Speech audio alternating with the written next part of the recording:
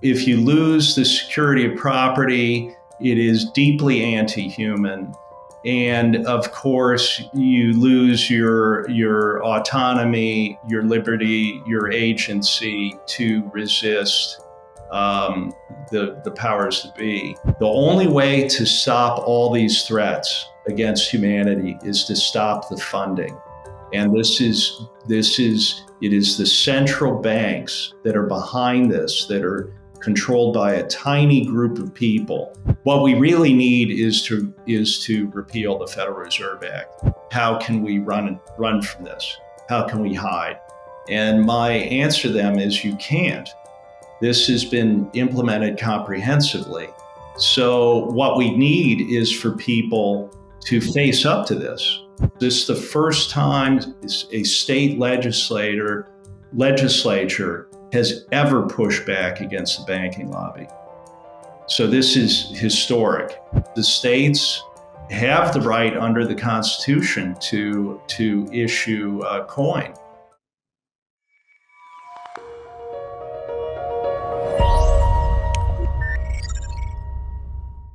Hello, everybody. My name is Paul Buitink, and welcome to the Reinvent Money show, a podcast about money and power. Today, I'm delighted to be talking again to David Rogers Webb, a former hedge fund manager and author of the book and documentary The Great Taking. Last time we spoke was in February, and that interview was very well received and has been watched already more than 367,000 times. I advise everyone to watch that video too, of course. Today we're going to do a follow-up and focus on, for example, whether Trump will be able to stop the Great Taking, what the progress is on some of the legislative measures that are being taken to change the law in order to avoid the Great Taking from taking place. And we'll be zooming in on some of the questions coming from the audience. David, good to see you again. How are you? I'm well, Paul. Thank you. How was winter in Sweden? Well, it's wet right now. We had an early winter spell, but and I had a plumber I had to get here, and he said, well, on Monday, all the snow will be gone. And sure enough, on Monday, it was all gone. And I said, you have one hell of a snow removal service. It was quite comprehensive. Yeah. And in Holland, we struggle already with a little bit of snow, and everything is then directly, completely in total chaos and shock. So I'm glad the Swedes do much better on that front. Last time we had a great conversation. It was very well received. Thanks again for that great interview we did together. Thank you. I'm very appreciative of your work, and you're a great interviewer, and it was important. Yeah. So we should try to avoid making a copy of that interview and then try to give some new insights to our viewers. But I think it would be good just for a few minutes if you could summarize again what the Great Taking is all about. Okay, so. As I always say, for 400 years, securities were your own property, were personal property. And that meant that the public was bulletproof in the event of failure in the financial system, because it was quite simply your property. So if it was not returned, that was criminal. And that is no longer the case. This has been subverted in a very deliberate process over about half a century. It was done first in the United States through changing the Uniform Commercial Code at the state level, and then led by the State Department. This was the U.S. State Department, so this was done by the highest levels. This was then forced globally, including in Europe. So what has been done is to shift certainty of control of the property from the investor to the secured creditors elsewhere in the financial system, so that in a systemic failure, it is the secured creditors that will take the property. The claims of the public, including, this isn't just individual investors, this is all your pension plans, all investment funds. It is comprehensive. The claims only run to the first level intermediary, the broker. or the first level custodian, but the property is not held there. It is held at a higher level on a pooled basis where it is used without restriction and free of payment as collateral underpinning the global derivatives complex. Yeah, and you've been trying to, or at least you've been supporting initiatives that try to address this problem, at least in the US, in certain states. Could you tell me more about that? Yeah, well, that has been a miracle to me, the way this happened. The first effort began in South Dakota without my awareness of it. The people involved had seen a Zero Hedge article about this. The lawyer Don Grandy, who we'll talk more about, and he downloaded the PDF, read it, and as he said, his first thought was, "This guy is crazy." And then he ran down all the references. He spent 2 weeks, and he decided, we have to do something about this. And his wife, Betty Grandy, was a state legislator in North Dakota for, I think it was 18 years before she timed out. She couldn't continue any longer. And then she became an advisor to legislators really nationally in the US. So they have an organization, it's something called the Pro-Family Legislative Network, dealing with issues to protect people and their families. And Don raised this with Betty, and they decided, well, this is a family issue, because if you're left destitute, that could be bad for your family. So we can take this on. And I have to say further about, the book, The Great Taking. My point here, this is not just about your IRA. This is about global subjugation. This is part of a global hybrid war strategy, just one component of that strategy to subjugate populations globally. And if you lose your property, it is difficult to, as I think we discussed last time, it's deep in the species having property, having a place. It actually relates to the ability to reproduce. So if you lose the security of property, it is deeply anti-human. And of course, you lose your autonomy, your liberty, your agency to resist the powers that be. So they engaged in this, and they brought the first bill. It was written. Don wrote the bill. I learned about it on the way to visit with G. Edward Griffin, which was the way I was starting the year on February 1st. And we then went to South Dakota, met the legislators. So there was that was the first bill. The next bill was in Tennessee, and there's been some exposition about that. Now, what's the value of these bills? First of all, it makes it real for people that it's been put in a bill. Secondly, when people are drawn to actually looking at the language in the UCC, Uniform Commercial Code, they see how this was subverted. And it was very simply done. What they did was to say, in the first instance, well, the entitlement holders have priority to their investments ahead of the secured creditors of the intermediary. And that is the statement that is repeated by the bank lobbyists. That is the statement that was used to pass these changes in the UCC originally. What they omit now and what they omitted then is that there are two very broad exceptions to that allow the secured creditors to have priority 100% of the time.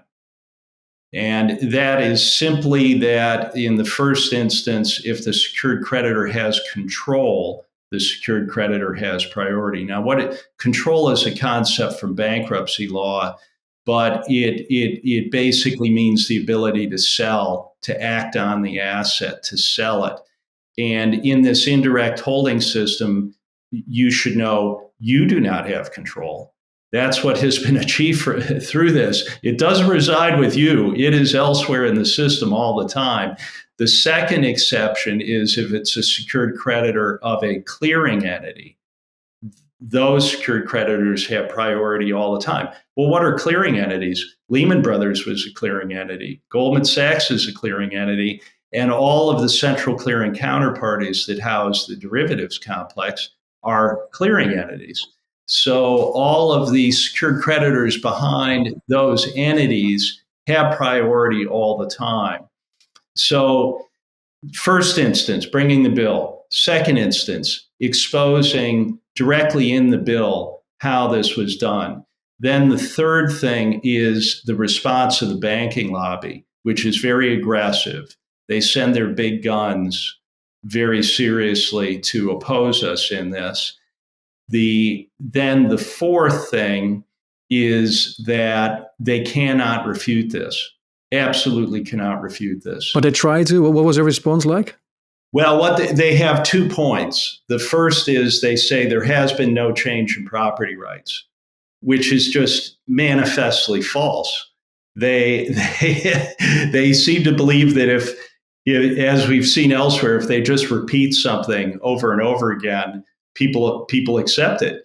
But it is, in this case, that is failing for them.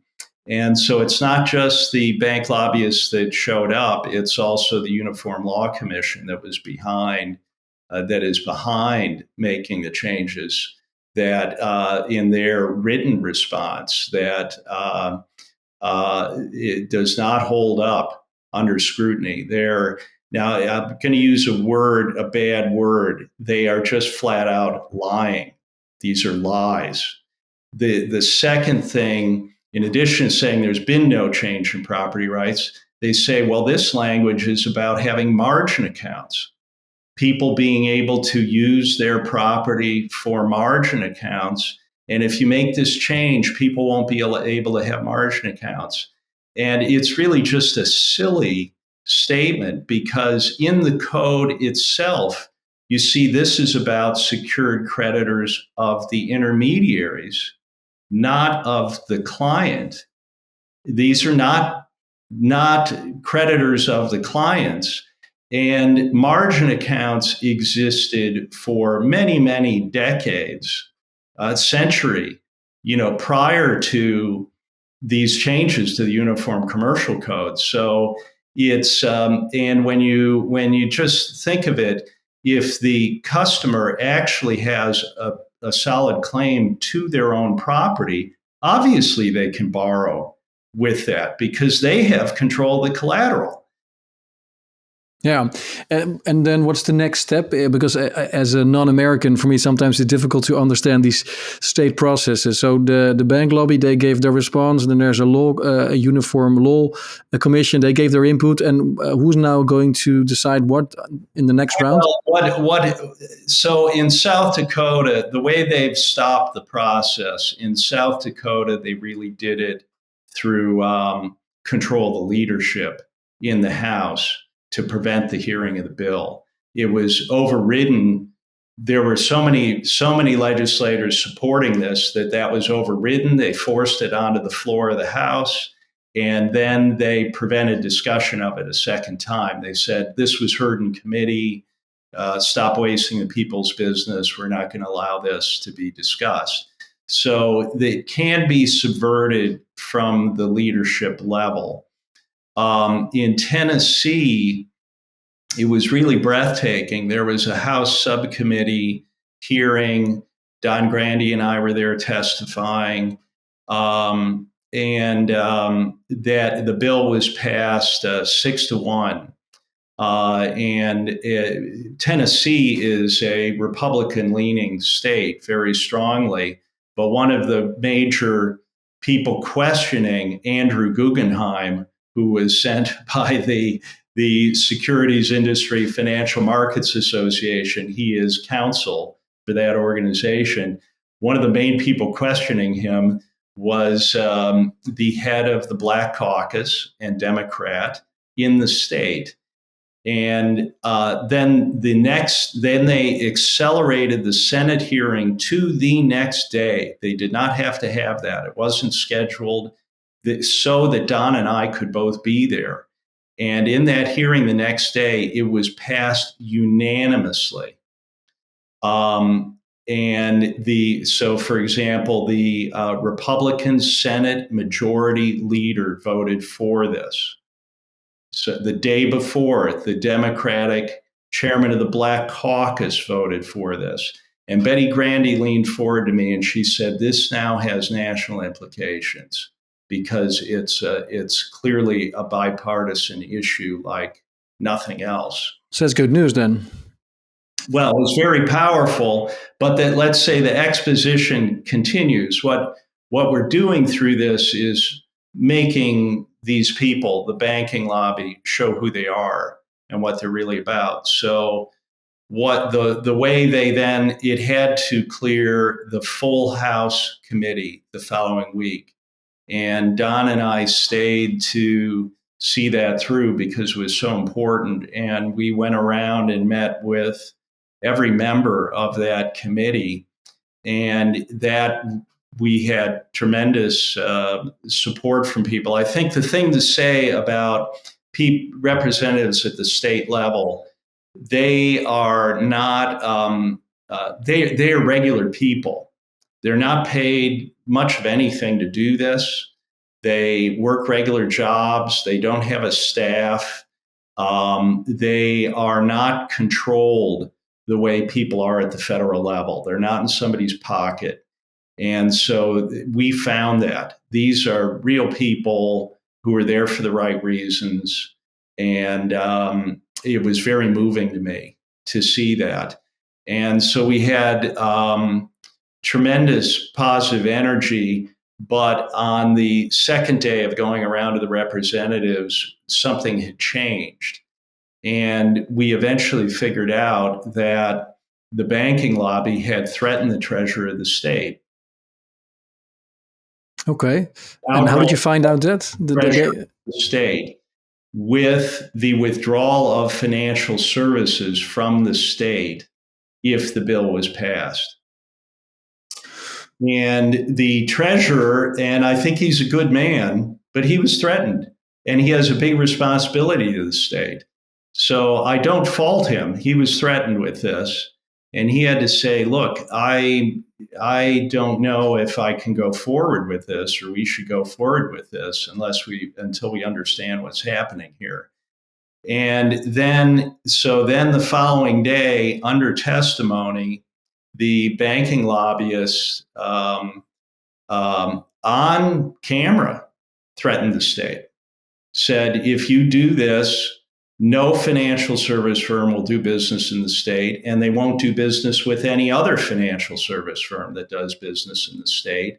And this would be bad for the Depository Trust Corp. So why would you do it?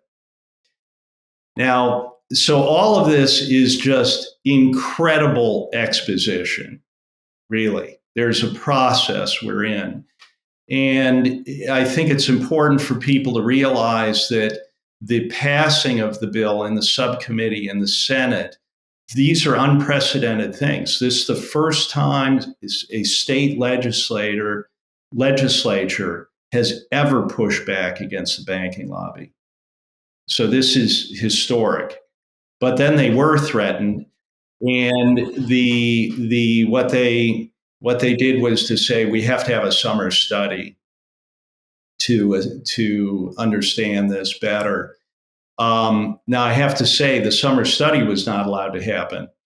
They made this flimsy statement that the room where it would be held was being refurbished. Yeah, they're just trying to buy time. They couldn't have it. But the momentum has continued building. And I will tell you that bill is coming back in Tennessee. That's nice. Yeah. And do you think the momentum will accelerate now with Trump elected? Well, I think the energy is there. There is a energy to do things. It will have absolutely nothing to do with Trump. I will say that, and we can talk about that. I think what is happening is that people are realizing that they have to take responsibility themselves, and this is very important to this whole Trump um, situation. Is it's important that people don't go back to sleep and assume that someone else is going to handle this for them. That's absolutely not the case. So you sound a little bit skeptical when it comes to Trump. You think he can be a force for good or a force of bad in the U.S., especially when it comes to reestablishing proper property rights and giving people back autonomy and sovereignty. That's not going to come from the so-called Trump administration. Why not? I think people have to understand that they are fooled over and over again by this construct. There is no difference between the parties, the Democratic Party, the Republican Party. This is what is shown to people. It is a circus. There is no difference between these people. They work for the same people. They may have somewhat different rhetoric, but the program moves along regardless of who is there. So there's really no difference between George Bush, Barack Obama, John Kerry, Hillary Clinton, and Biden and Trump. There's no difference. I am an American. I have lived through this. I have studied this deeply. So now, why is this so powerful? I've had to think about this. Why are people so inactive? Why don't they take any personal responsibility for things through real actions? And I think it's deep in the control system of our culture. It is, and I hope I don't offend anyone, but it is Judeo-Christian. It is, but by extension, it's Islam as well. And what do I mean by this? It is this very deep thing in our psyche of self and other. And I believe this arose out of the need to kill things. Animals, there's a psychological burden to that, but also other people, and perhaps whole villages of other people. And the way that is dealt with psychologically is to conflate oneself with God and the other with not God. And then you can do absolutely anything to this other that is not God. But it extends beyond that, which is placing responsibility elsewhere, not on self, on the other. Responsibility is always on the other.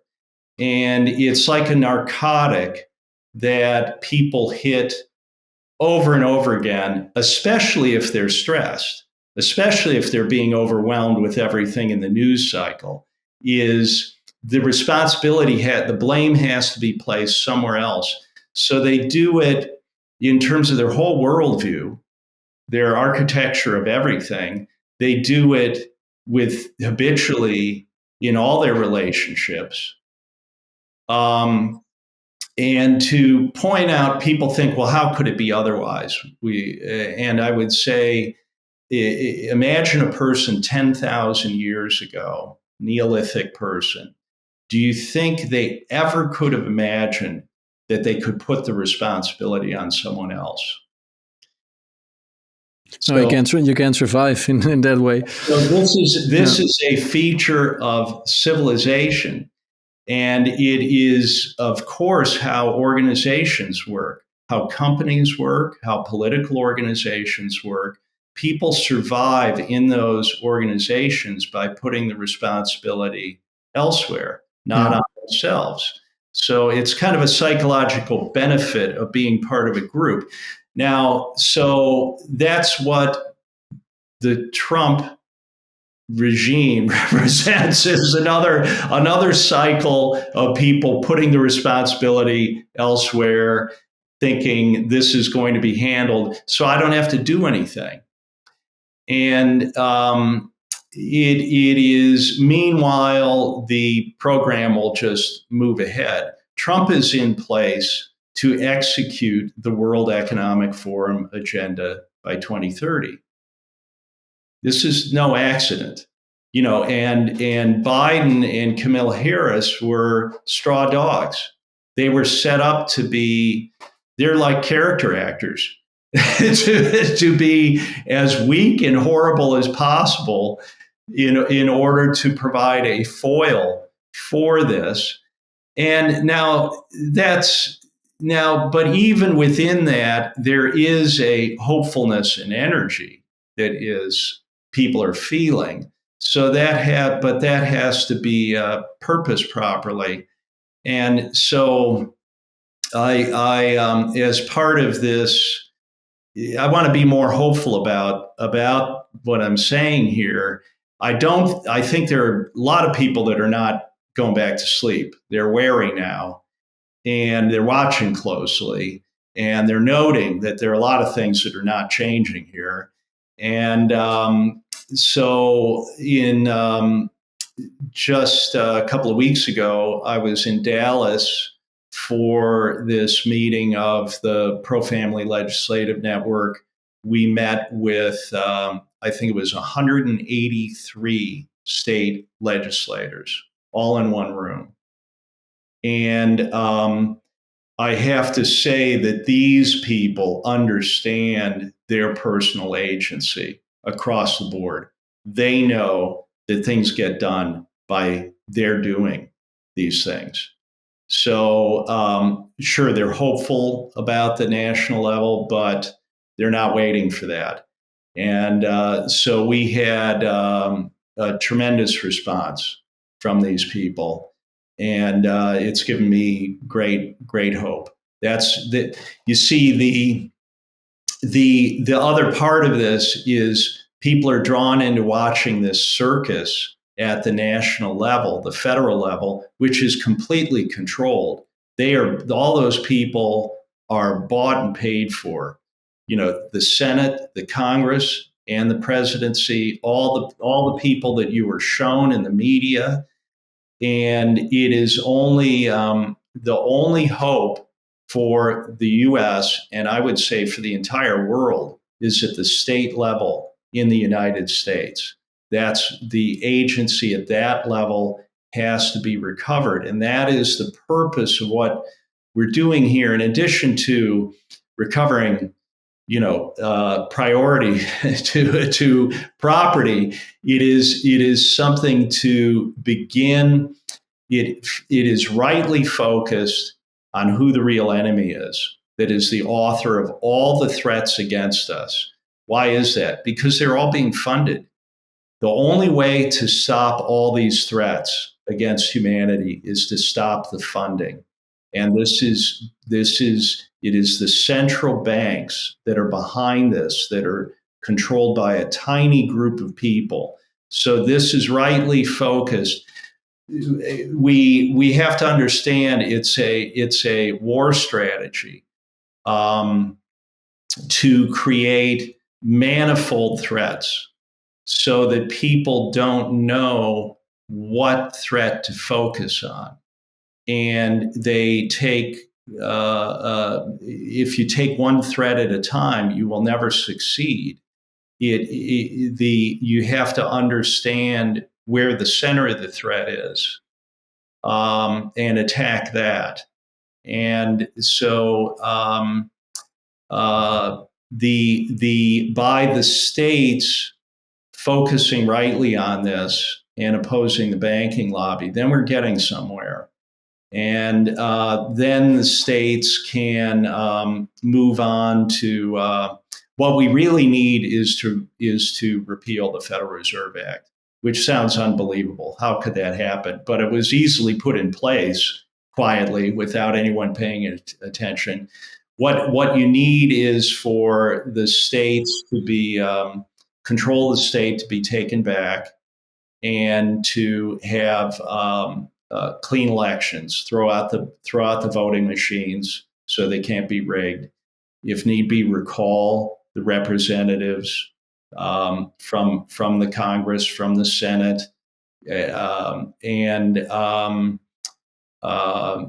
moving quickly here in what I'm explaining, but yeah, no, it's very interesting. Yeah, you have to directly once you regain control at the state level, you can reconstitute the federal level. It's always been so.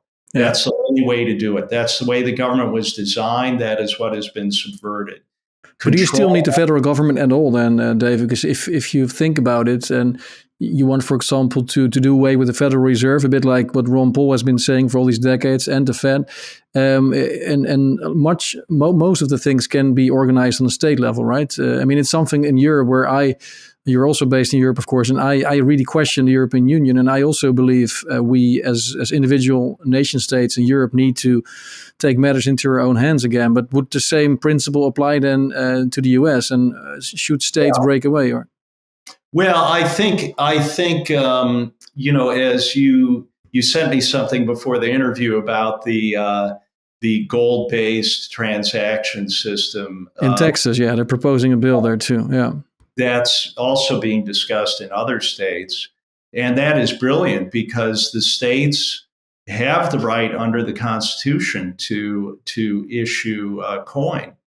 And what they need is a judgment that they can use the bullion, extend that into an electronic representation. And that this right is reserved to the states. It must be asserted by the states. The Federal Reserve System, they aren't going to want this to happen. So people are going to be threatened. People at the state level have to have the preparedness of mind to stand up against that. But that is coming. What I find, people do not like being threatened. So it becomes counterproductive for the banking lobby to do that at some point.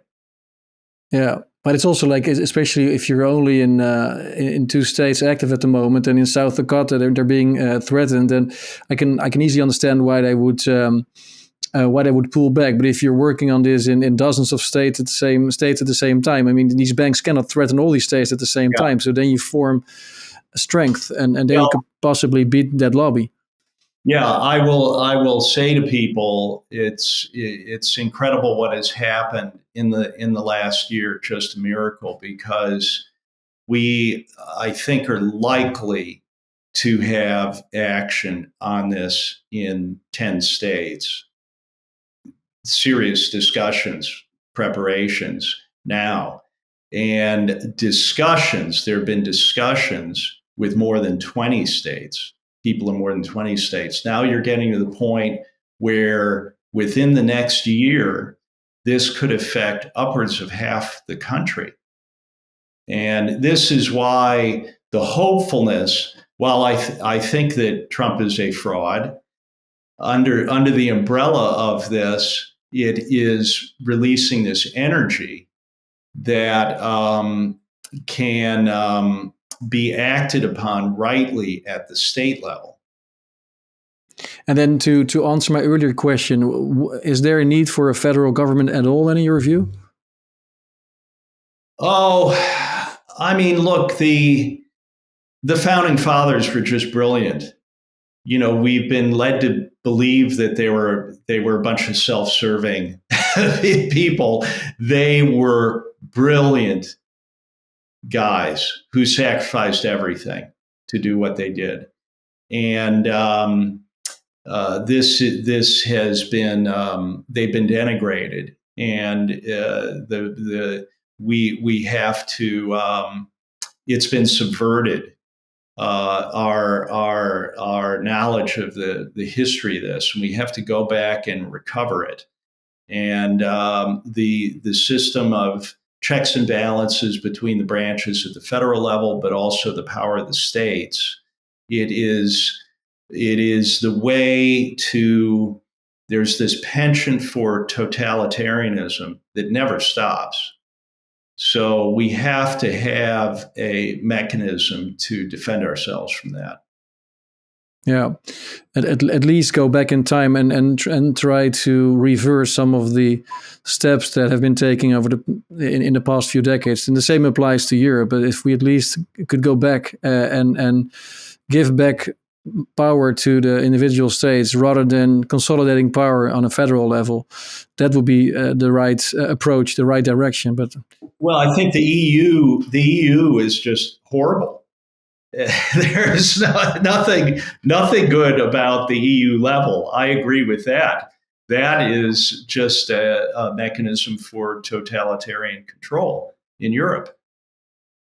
Yeah, and then if you zoom out, because you always talk about the program, the architects, as a layman, or when you look sort of superficially to what's going on in the world, you see a lot of friction, tension, lots of conflicts, hot conflict. It seems like every day I read about a new conflict. It all seems very chaotic to me. A lot of threats, so I can understand people feel afraid or threatened, which could be one big psyop, of course. But is there also a chance that your theory about a global program could eventually not hold anymore, because everything will break up and you'll have a lot of competing elites in the future that all have their own plans, and maybe in the US they still want to roll out the great taking, but in other parts of the world they're doing something altogether. Is that also a scenario in your view?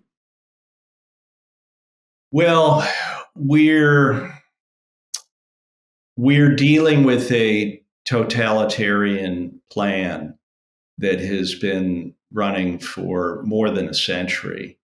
And totalitarianism is, it doesn't work for people. It doesn't benefit people. It's quite the opposite. I mean, there are a number of ways to look at this. I don't know if you know who J.J. Couey is. He's a biologist that I met at Ed Griffin's Red Pill in June. And JJ was describing his experience through his study, his work. It's really, I don't know that he used these words, but it's basically like a religious experience, seeing or a spiritual experience as opposed to religious, spiritual experience, seeing the incredible, infinite beauty and variety in creation that you see through the genome, for example. And this is the nature of creation, infinite variety. And but it cannot be controlled. It is uncontrollable abundance and variety. Now, this penchant for control seeks to standardize things. That so this is cut across understanding, science, education, which is basically propaganda, and healthcare, pharmaceuticals, and of course our systems of decision making, and the interest is in control of controlling things is literally at war with anything that cannot be controlled. If need be, it must be destroyed. Anything they cannot control, they will destroy. So in the economy, the way to meet unmet human needs is through continuous reorganization of autonomous decision makers, because they will organize to meet the unmet need. So it's distributed. That's how you serve people's needs, and it just happens naturally. But it cannot be centrally controlled. Um, so uh, uh, Bertrand Russell, who was a highly regarded as some kind of a genius and philosopher, mathematician, and but he had been a Fabian, and the Fabians are behind this global, early days of this global totalitarianism. Bertrand Russell wrote a book in 1953, and I'm forgetting the title, but it was basically about the future of the world given science. And his argument is that because of science, you have to have global government, one world government because of science, and and that would make it possible to not have wars anymore. So that's supposedly the great good, that there won't be war. But he makes the point that if we're not going to have wars, we're going to need to have something else that will kill a lot of people. Kind of an odd assertion. We're going to prevent war, but we're still going to have something that's going to kill a lot of people. And he says perhaps a bacteria pandemic, things like that, we'll need to have. Now, why do we need that? Because totalitarianism can only survive if there is no liberty and freedom in any country. It cannot be allowed. Why? Because the country that is free will outcompete the totalitarian system, both because it is more efficient, and secondly, because people will fight for their freedom. So this was written in 1953. So this is what is behind what we are in. And in terms of the many threats that are so difficult to understand, I'll give some insight to that. When I was working in New York as a young guy, I managed a lot of processes and legal teams and negotiations. And one thing that was explained to me was even if you have a very, very weak position, an untenable position, what you do is you create many, many issues or threats against your opponent, problems for them. And these are things you can then trade away in the negotiations, the ones that are not important to you. But it's very key that your opponent does not know what is most important to you, what your real objective is. So this is done in contract negotiations. It's also done in military strategy, where you create many threats and your opponent does not know which one to focus on. Now, that is why when we say, well, why would they force this fluoridation of water? And people, do not want it. Why are they now forcing gender change of young children? These things that most people are deeply troubled by. These seem to be unrelated things, but we have a banquet of these threats against us now. And it is, or the uncontrolled, millions of people coming across the border in California and Texas, which is absolutely real. It's insane. Why is this happening? So I've heard recently people say, well, if Trump just handles the border, job done. I'll support him if he just handles that. Meanwhile, the real objective is to protect the power of the central banks, the people who control the entire system, and to implement their program over the next 4 years. Okay, so you put a timeline, and it's 4 years is the time horizon that they have in mind, you think? Why 4 years? Oh, the World Economic Forum, their plan was to have this all in place by 2030. Yeah. So it would say 4 to 6 years then. Yeah. Yeah, and then to give some more practical advice to our viewers, you talk about people need to start acting, and the inaction is a problem. You already discussed what's happening on the state level, and that there's momentum going on there. What else can people do? Because I also read, we didn't discuss it last time, but people that, for example, have a house but we're still with a mortgage. You did say last time that people should just pay off their debt if possible. Of course, it's not easy for a lot of people, unfortunately, but because if you have a house and still some debt attached to it, it could still be seized in a sort of deflationary situation, like in the 30s of last century. Yes. Let me come back to the house thing, but finish up on the states. I've had lots of people, very sophisticated people globally, and no one can refute what I've exposed here. But their first reaction is, how can we run from this? How can we hide? And my answer to them is, you can't. This has been implemented comprehensively.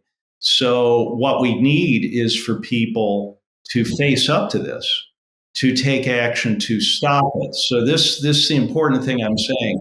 In the States, we really have a way to do this. And it is just by striking these exceptions. And we have to take this vector that we have right now and drive this. We need everybody to help us with this. Now, I want to say, Don and Betty Grandy, the group they formed, the organization to focus effort into this is something called True North Public Policy. The address is truenorthpublicpolicy.com.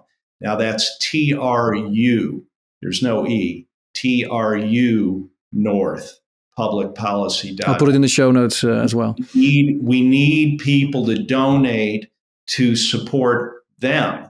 I pay for all my travel to do this stuff. All the book proceeds are going into True North Public Policy. But for Don and Betty to get to every state, probably multiple times, there's a lot of air travel, hotel. They aren't paid anything to do this. So this isn't just like, donating to something to make you feel good. This is real action, and they need to be supported. So I had to say that. Yeah, that's clear. Now going on to your home, I've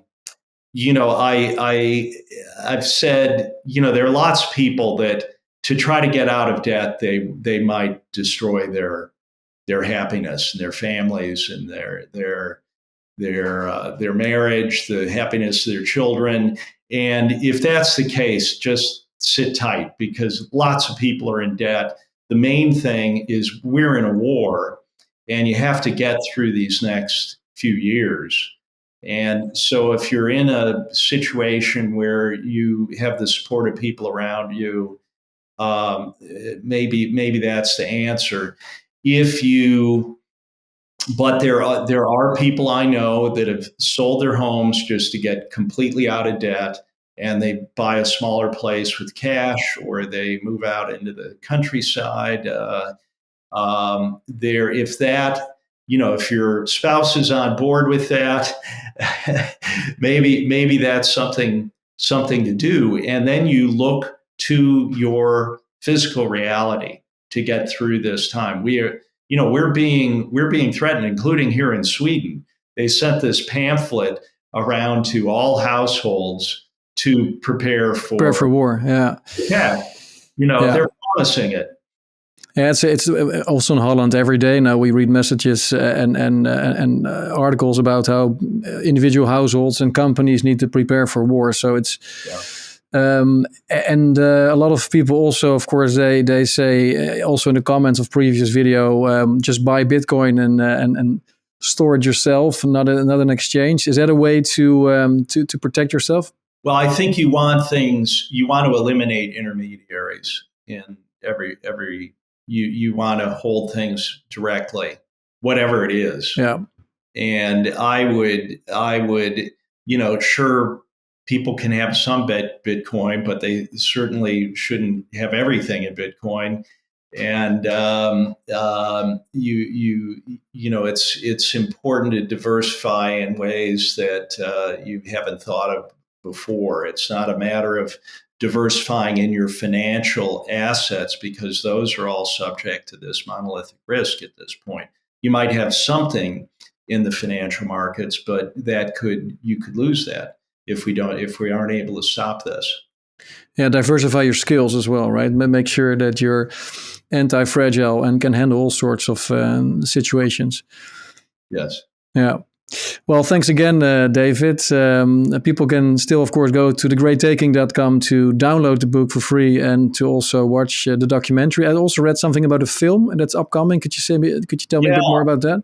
I've worked, James Patrick contacted me, was at the conference in Stockholm where I first talked about this outside of Stockholm. And we've worked together closely to document these resistance efforts in the States. So it's very interesting footage that is in the can from all those events, and that will be coming out soon. It's just, I think he had a couple of terabytes.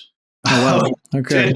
to edit down. So that is coming. I mean, you can support that film because James is dealing with handling all this himself. If you want to support the making of that film, go to bigpicture.watch. Live from the trenches. Yeah, James did Planet Lockdown, was the maker of Planet Lockdown, and Nitrogen 2000, which you may be familiar with, Paul, about the plight of the farmers. Yeah, no, I'm aware of that. Well, thanks a lot, David, and keep on doing the good work, and I'll keep on following you, and especially I'm very interested to see what's going on at the state level over the next few years. And let's indeed hope that even though Trump may be just a circus act, at least he's been able to then ignite some sort of positive energy within the country of people trying to regain their sovereignty. The energy is there. The energy of the people is there. And it's just a matter of whether it's going to be focused effectively or quashed, misdirected. Perfect. Well, thanks a lot, David, and stay safe and take care. Okay. Thank you, Paul.